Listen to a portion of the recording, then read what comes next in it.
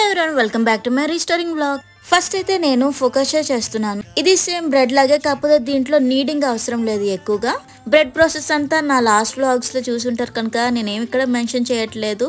మీ దగ్గర long tray ఉంటే అది యూజ్ చేస్తే బెటర్. నా దగ్గర చిన్నది మాత్రమే ఉంది. దీనిపై మనం ఏదైనా టాపింగ్స్ వేసుకోవచ్చు. నేనైతే గార్లిక్ ఇంకా బటర్ కలిపేసి చేశాను అనమాట. That's it, focaccia ready. Yummy right?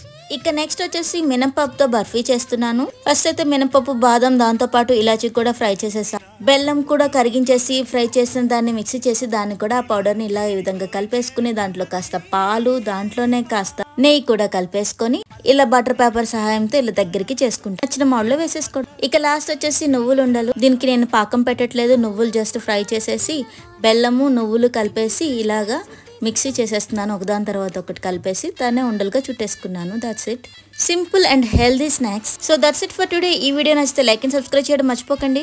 Bye.